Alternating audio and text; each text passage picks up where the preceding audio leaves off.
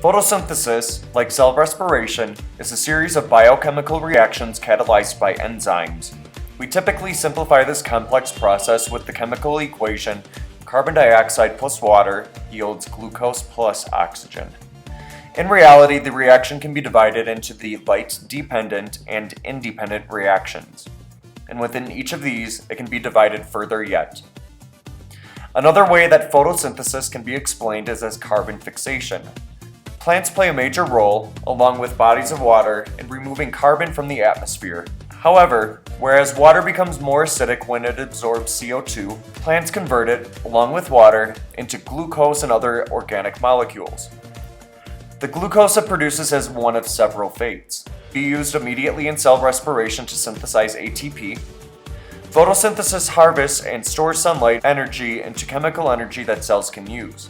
It can be stored for later use as an insoluble disaccharide or polysaccharide.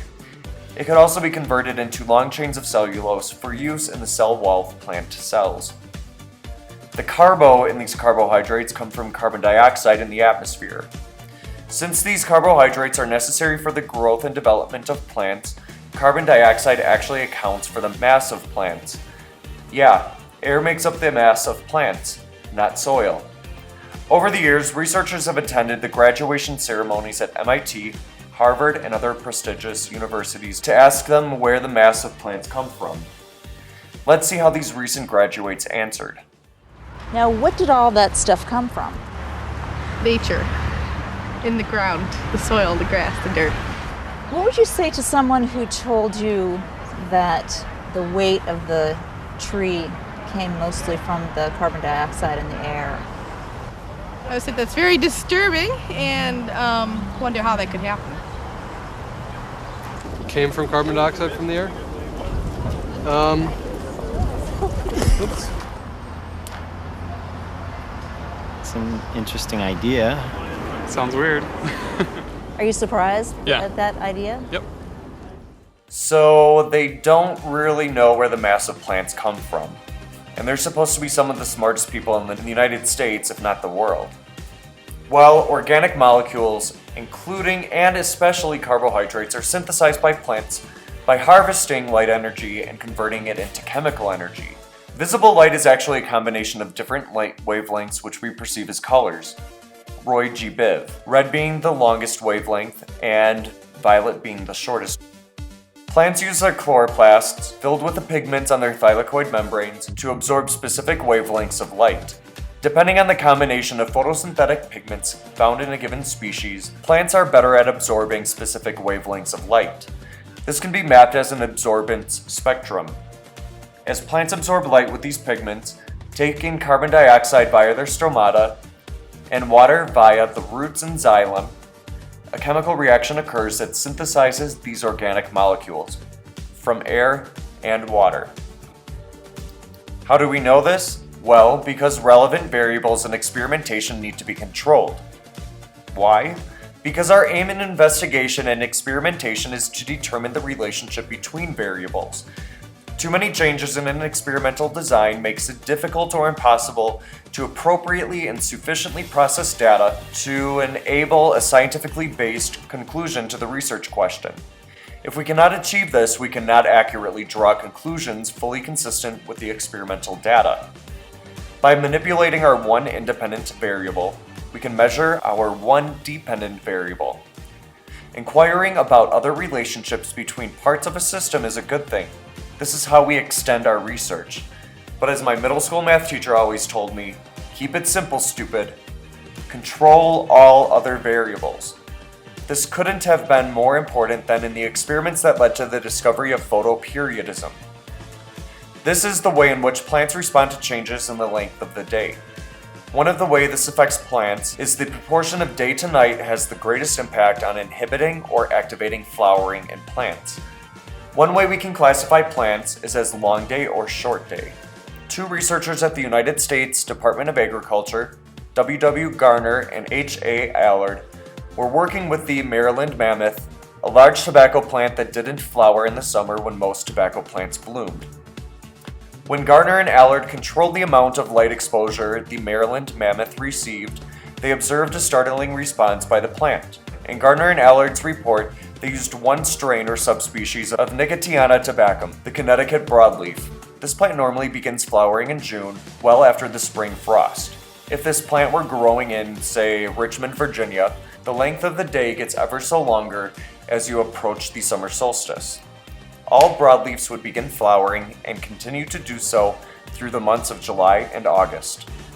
If the Maryland mammoth were growing alongside their cousin, this subspecies would not flower until much later. In a separate 1947 study, Allard found that Connecticut broadleaf flowered between 52 to 116 days after germination, whereas Maryland mammoth flowered between 71 to 146 days after germination. Garner and Allard moved the Maryland mammoth into a greenhouse and grew it over the winter, possibly to rule out temperature as a factor influencing flower of N. tabacum. By putting the plant in a tightly sealed box to control light exposure, they discovered that Maryland mammoth would only flower when the length of the day was less than 14 hours long. In 1920, W. W. Garner and H. A. Allard published their discoveries on photoperiodism and felt it was the length of daylight that was critical, but it was later discovered that the length of the night was the controlling factor. So, it turns out that the length of darkness is what influences flowering in plants. Future experimentation involved flashing lights for a couple of minutes on plants. The following are findings from these studies. When the flash of light was applied in the middle of the night on long day plants, and when the length of the day was long day plants flowered. But when the length of the day was short, long day plants still flowered. When the flash of light was applied on short day plants, but when the length of the day was long, short day plants did not flower. And when the length of the day was short day plants still did not flower. Further investigation revealed that light affects a protein pigment called phytochrome. It is found in two forms in plants, the active and inactive forms.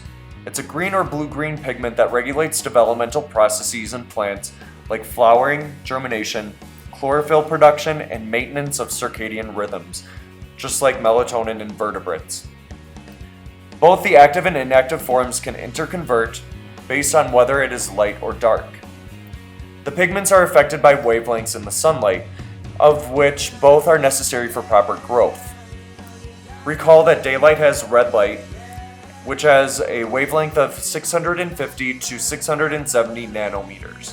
When phytochrome absorbs it, it is converted from the inactive to active form. The longer the exposure to light, the more the active form is produced. In long day plants, when this reaches a critical level, the active form activates the FT gene, which synthesizes the florigen hormone. Florigen is exocytosed and transported via the phloem to the apical meristem, where florigen enters the cells. Florigen then binds to transcription factors inside the nuclei to activate flowering genes. This transforms the apical meristem into a reproductive meristem. However, we need to look at the flip side of this coin. When darkness falls, we do not receive sunlight. However, a small amount of far-red light is absorbed by the plant's tissues. When this occurs, the active form is reconverted back to the inactive form. In short day plants, the active form actually acts as a floral inhibitor, so in high concentrations, flowering is prevented. As the length of the darkness increases, the active form is reconverted back into its inactive form. The FT gene eventually is no longer suppressed, and flowering occurs in short day plants. This discovery would not have been possible had all relevant variables not been controlled in these experiments. But why does this matter? Well, if you want to be able to give roses to your significant other or loved one on any day of the year, then it does matter. The worldwide value of the floral trade in 2016 was $104,825 million. 2015 floral sales were $31.3 billion in the United States alone. For the economies of several smaller nations, this is a huge deal. In 2005, Ecuador was the fourth largest floral exporter in the world, accounting for $365 million worth of sales, and made 15% of floral imports into the United States in 2012. Around 20% of commercial cut flower exports from Ecuador are sold in Europe, whilst Russia accounts for some 14% of the business. In fact, 80% of all Russian flower imports come from Ecuador. If your economy relies on the sale of flowers throughout the entire years, understanding the factors that affect flowering does matter. If you are a florist, you can induce flowering whenever you want. If you control the photoperiod so that flowering does not occur, plants will continue to grow as normal. In long day plants, you can maintain a short photoperiod. When you are ready for them to flower, flashing a far red light in the middle of the night for several minutes will induce flowering. We won't perform any investigations on photoperiodism in plants during class, but it could make for an interesting internal assessment or extended essay. However, you will be designing an investigation on the effects of limiting factors on photosynthesis. One aspect I will be looking for intensely is the extent to which you control all relevant variables. What limiting factor will you investigate? This will be your independent variable. How will you measure the rate of photosynthesis? This will be your dependent variable. How will you keep the other limiting factors at a constant and optimal level? These will be your controlled variables.